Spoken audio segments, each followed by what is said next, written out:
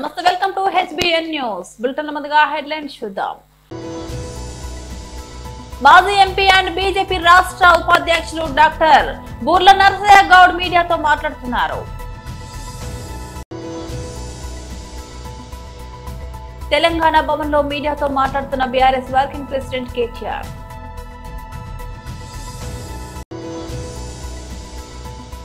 TTD మాజీ chairman YSRCP రాష్ట్ర అధికార ప్రతినిధి భూమన కరుణాకర్ రెడ్డి ప్రెస్ మీట్.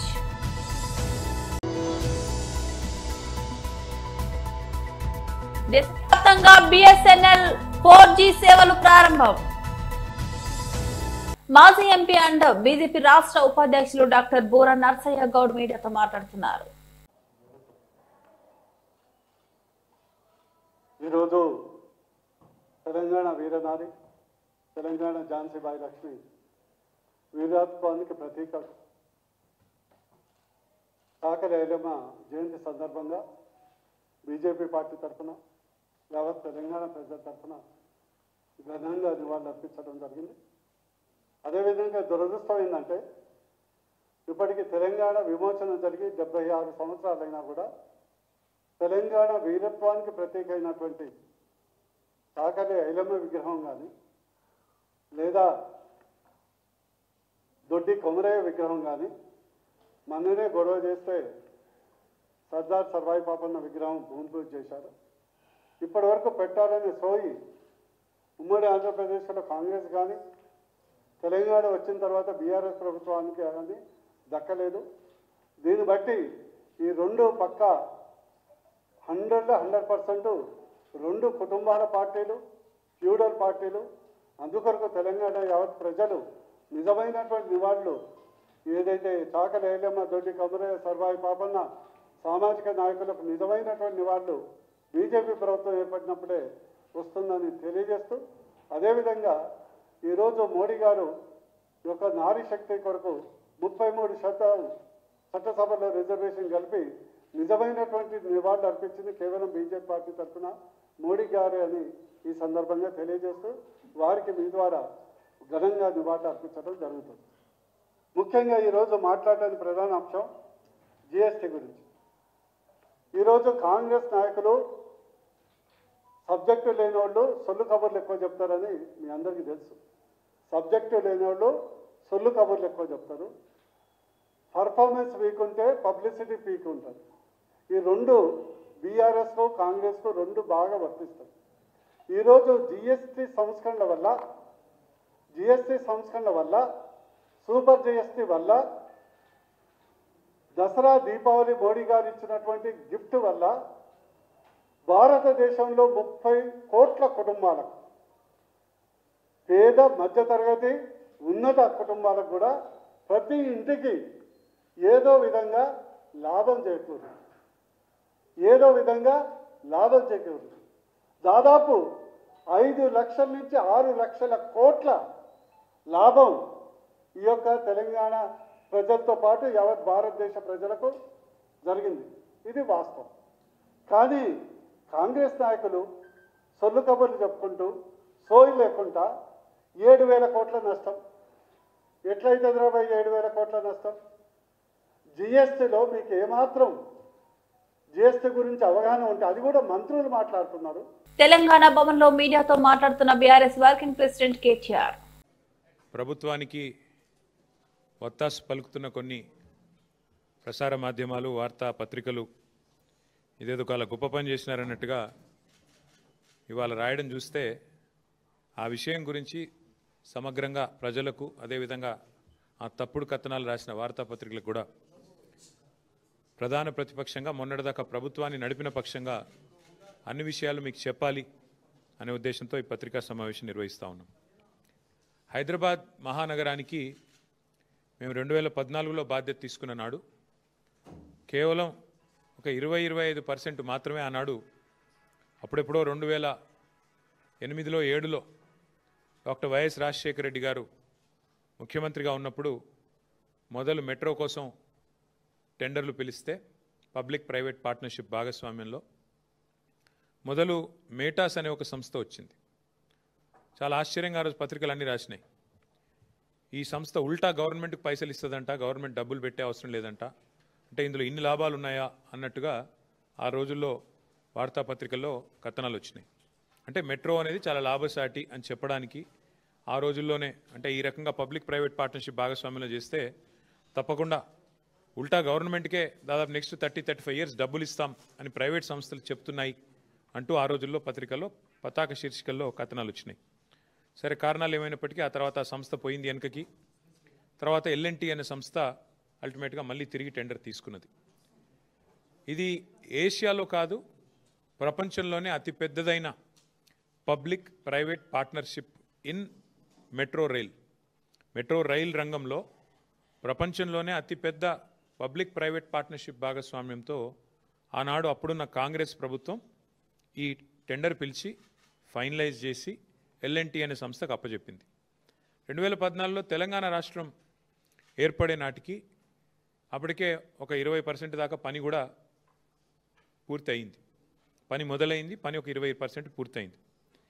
కానీ కేసీఆర్ గారు ఎప్పుడైతే బాధ్యత తీసుకున్నారో, ప్రజా రవాణా యొక్క ప్రాముఖ్యత తెలిసిన వ్యక్తిగా, గతంలో రవాణా శాఖ మంత్రిగా కూడా వారికి ఉన్న అనుభవం, ప్రజా రవాణాలో ఉండే సాధక బాధకాలు అన్నీ తెలుసు కాబట్టి చాలా ఆలోచనతో ఆ సంస్థ కొంత ఆందోళన పడిన ఇనీషియల్ డేస్లో, అప్పుడు కూడా మీరే రాసినారు వార్తాపత్రికల్లో, తెలంగాణ ఏర్పడ్డది, రైడర్షిప్ తగ్గుతుంది, చాలామంది వెనక్కి వెళ్ళి పూర్తి చేసి గౌరవ ప్రధానమంత్రి గారిని ఆ ప్రారంభోత్సవానికి కూడా 3 ఏళ్ల కాలంలోనే మొదటి దశ పూర్తి చేసి ఆహ్వానించి వారి చేతుల మీదుగానే 17లో, మీకు గుర్తుండాలి, నవంబర్ 29 నాడు మెట్రో మొదటి దశని సక్సెస్ఫుల్గా మాకు 20-25% పనితో కాంగ్రెస్ ప్రభుత్వం అప్పచెప్తే మేము మొదటి దశ పూర్తి చేసి మొదటి కారిడార్ను వితిన్ 3 ఇయర్స్ కంప్లీట్ చేసి మేము ఇనాగ్రేట్ చేయడం జరిగింది. టీటీడీ మాజీ చైర్మన్ వైఎస్ఆర్సీపీ రాష్ట్ర అధికార ప్రతినిధి బూమన కరుణాకర్ రెడ్డి ప్రెస్ మీట్. దారుణంగా వాళ్ళ మాటలు ఉండేటివంటే శ్రీవాణి ట్రస్ట్ అంతా కూడా అవినీతిదని, ఆ ట్రస్ట్ ద్వారా వచ్చినటువంటి సొమ్ములన్నీ కూడా తాడేపల్లికి తరలి వెళ్లాయని, 10,500 రూపాయల టికెట్టులో 500 రూపాయలు టీటీడీకి వస్తాయి, మిగతా 10,000 రూపాయలు వైసీపీ నాయకులు మింగేస్తున్నారని, దీని మీద విచారణ చేయిస్తాం, జరుపుతాం, అవసరమైతే సిబిఐ చేత కూడా ఎంక్వైరీ చేయిస్తామన్నటువంటి మాటలు మాట్లాడినటువంటి ఈ నాయక ద్వయం, ముఖ్యంగా చంద్రబాబు నాయుడు గారు, మీకు ఒక వాస్తవాన్ని ఈ సందర్భంగా తెలియజేయాల్సినటువంటి అవసరం ఉన్నది. మా నాయకుడు జగన్మోహన్ రెడ్డి గారు తాను పని చేసుకుపోవటమే కానీ చేసినటువంటి పనికి ఆయన ఏ రోజు కూడా డప్పాలు కొట్టుకునేటువంటి కార్యక్రమాలు ఒక్కదానికి కూడా ఆయన చేయల. అందులో అత్యంత ప్రధానమైనటువంటిది శ్రీవాణి ట్రస్ట్ కూడా.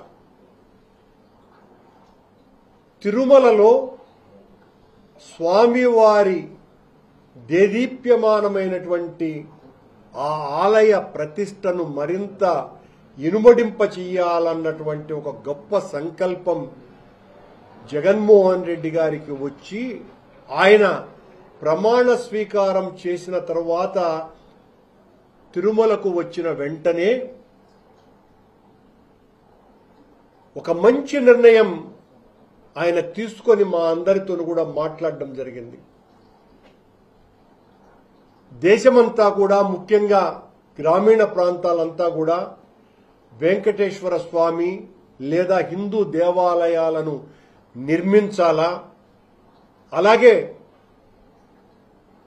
కొండ మీద మీరు 1,00,000 రూపాయలకు మించి డబ్బు ఇచ్చినటువంటి వాళ్లకే దర్శన ఏర్పాట్లలో ఎక్కువగా ప్రాముఖ్యత ఇస్తున్నారని, అంతకంటే తక్కువ ఇచ్చేటువంటి దిగువ మధ్యతరగతి వర్గాలకు సంబంధించినటువంటి వాళ్లతో వాళ్ల దగ్గర కూడా ఒక స్పెషల్ దర్శనం లాంటిది ఏర్పాటు చేసి ఆ డబ్బులతో మీరు ఈ దేవాలయాల నిర్మాణాన్ని, దేవాలయాల జీర్ణోద్ధర కార్యక్రమాన్ని చేపట్టితే చాలా బాగుంటుంది అన్నటువంటి సంకల్పాన్ని ఆయన తెలియజేయటం జరిగింది.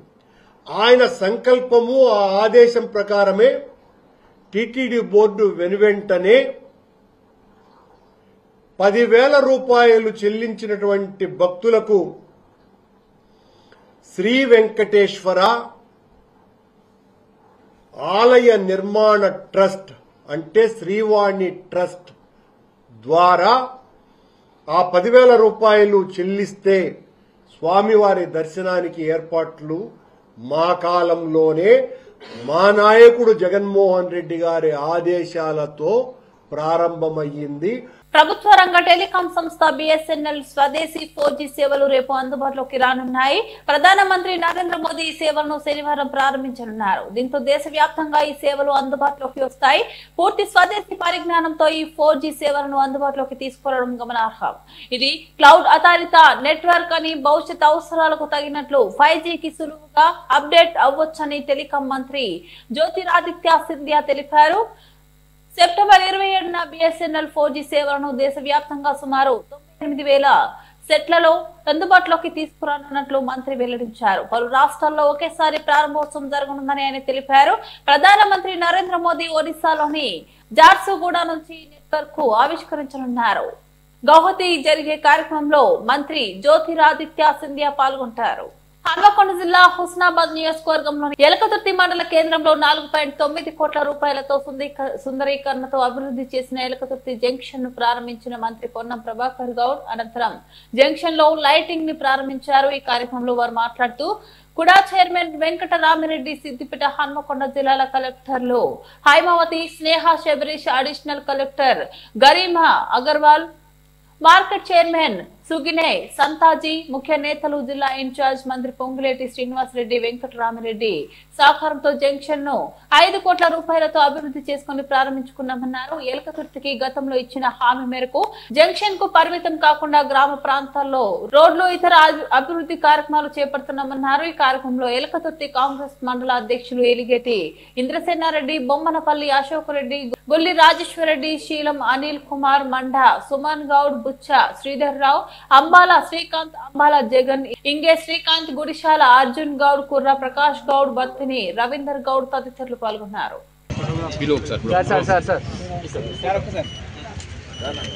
అంత పైకి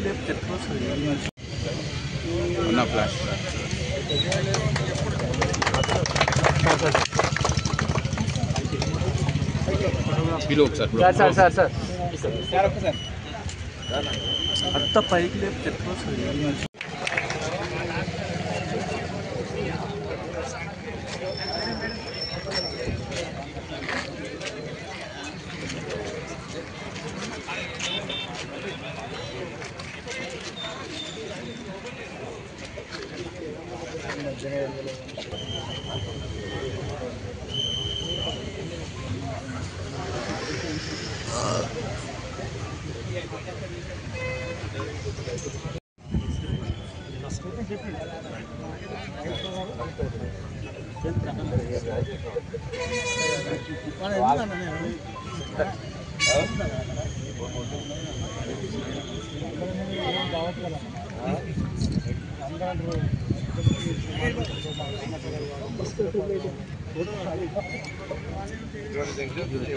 డెవలప్మెంట్ చేసుకోవడం జరిగింది.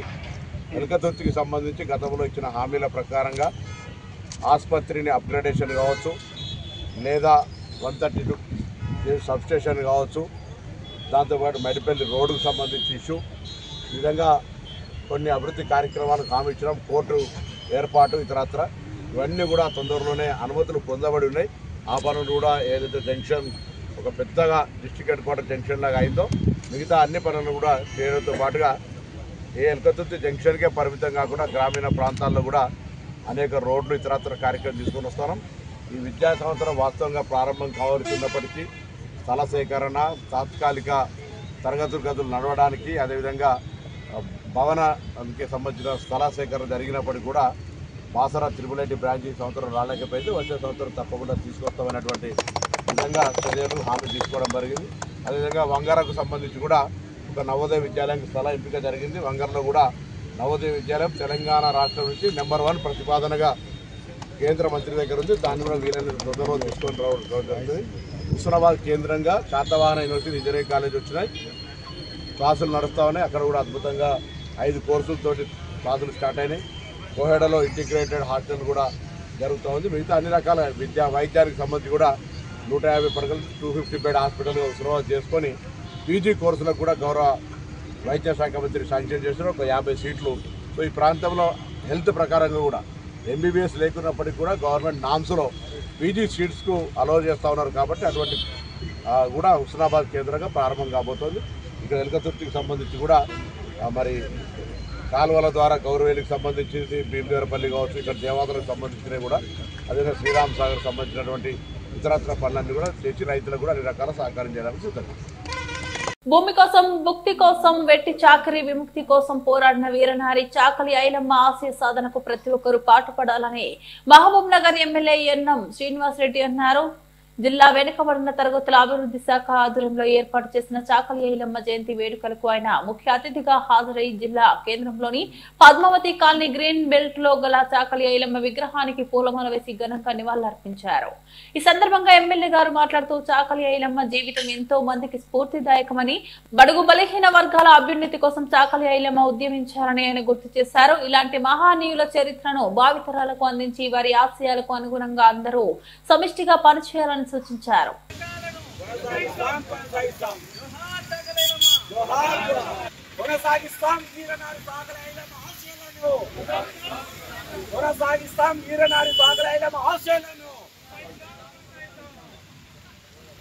జోహార్ తెలంగాణ మన వీరులకు, జోహార్ జోహార్ తెలంగాణ మన వీరులకు, జోహార్ జోహార్ సాకలమ్మ గారికి, జోహార్ సాకలమ్మ గారికి, జోహార్ జోహార్ అమర హై తెలంగాణ మన వీరులకు, తెలంగాణ మన వీరులకు, జోహార్ జోహార్ తెలంగాణ మన వీరులకు, సాకలమ్మ ఆశయాలను సాధిద్దాం సాధిద్దాం, సాకలమ్మ గారి ఆశయాలను ఆచారాలను తెలంగాణ మన వీరులకు.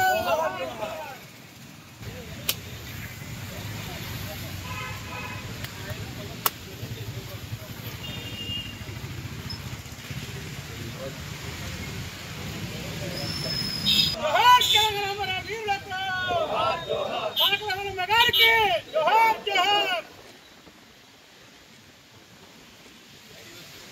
మాజీ సీఎం వైఎస్ఆర్ కాంగ్రెస్ పార్టీ అధినేత వైఎస్ జగన్ వ్యక్తిత్వాన్ని హననం చేస్తూ అసెంబ్లీలో బాలకృష్ణ మాట్లాడిన తీరు అత్యంత దురదృష్టకరమని ప్రతిపాడు నియోజకవర్గ వైసీపీ నాయకుడు, నర్సాపురం పార్లమెంట్ పరిశీలకుడు ముదునూరి మురళీకృష్ణంరాజు అన్నారు. ఈ సందర్భంగా ధర్మవరంలో స్వగ్రామంలో ఆయన మీడియాతో మాట్లాడుతూ ఆ రోజు బాలకృష్ణ ఇంట్లో కాల్పులు జరిగినప్పుడు వైఎస్ఆర్ రాజకీయంగా ఆలోచించి ఉంటే ఏం జరుగును మర్చిపోయావంటూ మండిపడ్డారు. ఇటీవల అసెంబ్లీలో బాలకృష్ణ చేసిన మాజీ సీఎం జగన్మోహన్ రెడ్డిని సైకో అనడంపై కృష్ణంరాజు స్పందించారు. మీ ఇంటిలో జరిగిన కాల్పుల ఘటనలో బయటపడడానికి మెంటల్ సర్టిఫికెట్ తెచ్చుకున్న సంగతి జనం ఇంకా మర్చిపోలేదు సుమి అంటూ బాలకృష్ణకు చురకలంటించారు. మాజీ సీఎం జగన్మోహన్ రెడ్డి మిమ్మల్ని ఆనాడు మర్యాదగా చూడలేదంటూ చిరంజీవి స్వయంగా బహిరంగ లేఖ రాసిన సంగతి రాష్ట్ర ప్రజలు తెలుసుకోవాలన్నారు. ఎన్నికల్లో ఇచ్చిన హామీలు నెరవేర్చడానికి ప్రయత్నం చేయండి తప్ప పనికి మాలిన విషయాలపై దృష్టి పెట్టి ప్రజల్లో పలుచన కావద్దని హితూ పలికారు. నువ్వే పెద్ద సైకో అని రాష్ట్ర ప్రజలకి తెలుసన్న సంగతి మర్చిపోదని బాలకృష్ణపై కౌంటర్ ఇచ్చారు. చిరంజీవి గారు కూడా చెప్పారు, నీ ఒక్క తీరు, ఆ రోజు నీవు వ్యవహరించినటువంటి పద్ధతి ఇవన్నీ చూసి మేము పిలిచాం, కానీ బాలకృష్ణ రాలేదు. జగన్మోహన్ రెడ్డి గారు చాలా గౌరవంగా మమ్మల్ని పలకరించి అన్ని మర్యాదలతోటి కూడా పంపారు. సినీ ఇండస్ట్రీని చాలా పద్ధతిగా ఆ రోజు మా అందరి దగ్గర వ్యవహరించారు అని కూడా చిరంజీవి గారు చెప్పారు. కానీ నీ తీరు చూస్తే అది నువ్వు ప్రత్యక్షంగా తెలుస్తుంది. నువ్వు సర్టిఫికేట్ తెచ్చుకున్నావు, గతంలో చాలా రోజులు అవుతుంది, అప్పటి నుంచి కూడా నువ్వు వ్యవహరించావు. నువ్వు ప్రజల్లో తిరిగినటువంటి పరిస్థితి, ప్రజల్లో నువ్వు వ్యవహరించినటువంటి తీరు అంతా కూడా ప్రజలకు తెలుసు. నీ గురించి ప్రత్యేకంగా చెప్పక్కర్దు, నువ్వెంత సైకో అని కూడా పైకి చెప్పక్కర్దు. కానీ జగన్మోహన్ రెడ్డి గారిని మాట్లాడడం అన్నది చాలా హాస్యాస్పదం. ఇప్పుడుకన్నా కూడా ఇలాంటి మానుకుని మీరు ఏదైతే పరిపాలన చేద్దాం అనుకున్నారో, పరిపాలనలో ప్రజలకు ఏదైతే హామీలు ఇచ్చి మీరు అధికారంలోకి వచ్చారో ఈ అన్నిటి మీద కూడా మీ ఈయంకుడు చంద్రబాబు నాయుడు గారిని మాట్లాడు. నువ్వు పెన్షన్లు ఇస్తా అన్నావు, బీసీలకు కానివ్వండి, ఎస్సీలకు కానీ, ఎస్టీలకు కానీ, మైనార్టీలకు కానీ 50 సంవత్సరాలకే పెన్షన్లు ఇస్తా అన్నావు, ఇవ్వలేదు అని మాట్లాడు. యువతకు 3,000 రూపాయల నెలకి నిరుద్యోగ భృతి ఇస్తా అన్నావు, ఇవ్వలేదు, అసెంబ్లీలో మాట్లాడు. అదేవిధంగా అన్ని రైతులకి 20,000 రూపాయలు సంవత్సరానికి ఇస్తా అన్నావు, ఇవ్వలేదు, మాట్లాడు. ఇవన్నీ మాట్లాడడం మానేసి జగన్మోహన్ రెడ్డి గారిని మాట్లాడినందుకు జనం నిన్ను చూసి సిగ్గుపడుతున్నారు. ఇప్పటికన్నా మారి ఈ ప్రభుత్వం ఏదైతే ప్రజలను మభ్యపెట్టి అధికారంలోకి వచ్చిందో వీటి మీద దృష్టి పెట్టి పరిపాలన చేయాలని కూడా మీకు చూపిస్తూ ఉన్నాం. ఇలాంటి మాట్లాడితే ప్రజలు నీకు భవిష్యత్తులో కూడా తగిన బుద్ధి చెప్తారని కూడా తెలియజేస్తా ఉన్నాను.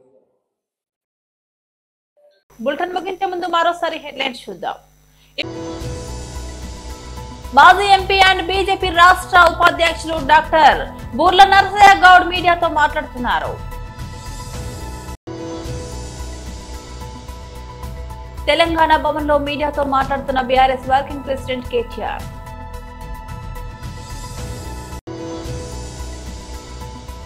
టీటీడీ మాజీ చైర్మన్ వైఎస్ఆర్సీపీ రాష్ట్ర అధికార ప్రతినిధి భూమన కరుణాకర్ రెడ్డి ప్రెస్ మీట్.